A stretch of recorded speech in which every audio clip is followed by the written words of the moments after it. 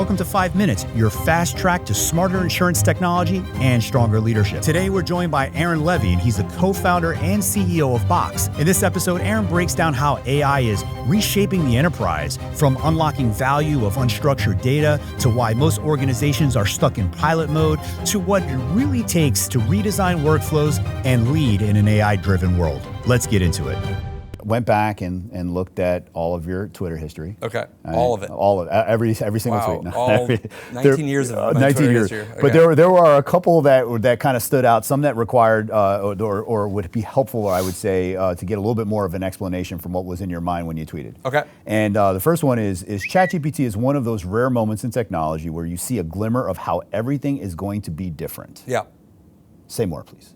It was such a tectonic shift instantaneously of, we've been used to software where you go to an interface, you press a lot of buttons, you go search for something, you look at it, and ChatGPT kind of represented, you go to a system, you ask a question, and it comes back with an answer.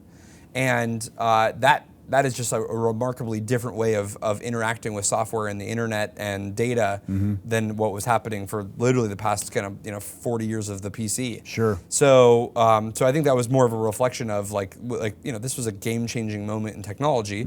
Everything will have to change downstream from that around what software looks like, what work looks like, where the future is going to go in terms of how we work with our information. Yep. Nope. I got it. Makes sense. And this was very recent, where you are arguing that the systems of record actually are more important now, given the AI world. Yeah. And most people are assuming the opposite. Part of this SaaS software, kind of tanking, et cetera, in terms of stock price, et cetera. But why is it that you see them as now more valuable? Yeah, I mean, I think to me it's like a little bit of it's like a thought experiment. If you had a company where 1,000 sales reps are accessing your CRM system, and let's say that's that's the base scenario of today. Now, I tell you that there's going to be a future state where you have 100,000 AI agents and 1,000 regular people, but also 100,000 AI agents that are going to be doing things across that data, generating emails, putting updates back into the CRM based on customer conversations, taking insights and figure out what customer to go sell to next. To me, it's just a sort of a basic concept, which is in the world of the 1,000 people, there's X amount of value. In a world of 100,000 agents, it's probably not 100,000 X of that value, or 100X the value of the number of people. But to me, it would stand to reason that the value would go up. Sure. In terms of being the control plane. Okay. For all of those agents and coordinating all the work that they are doing across the CRM system, and ensuring that they only have access to the right data, that they're only updating the right fields, that they are safely and securely operating on that information without leaking data. How do you do that when you have 100 times more agents in the company than you had people? That, to me, makes that system more valuable or more important within your overall agentic stack.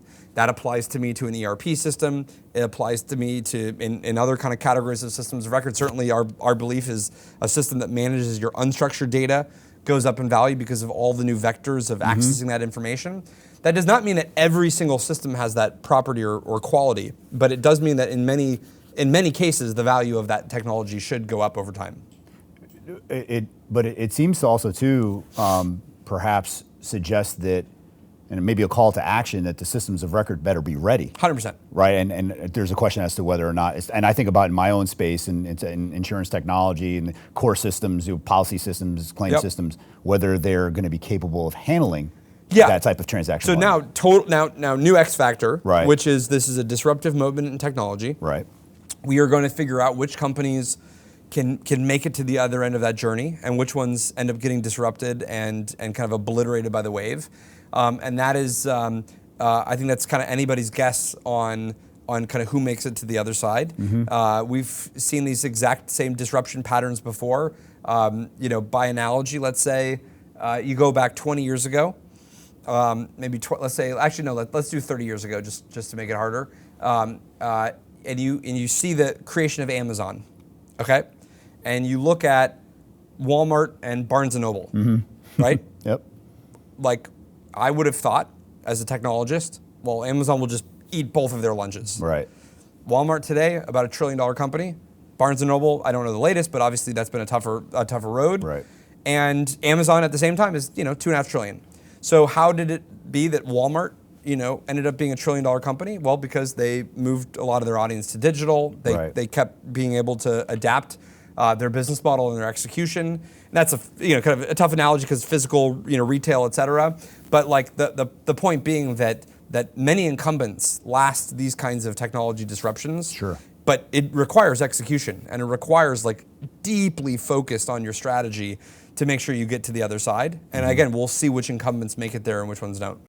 Thank you for joining this episode of 5 Minutes. If you've enjoyed our discussion, we'd love for you to share with anyone else you think might find it interesting. Also, please subscribe on whatever podcast platform you're listening on and hit that bell to stay on top of the game with our practical 5-minute episodes. We look forward to seeing you again next week.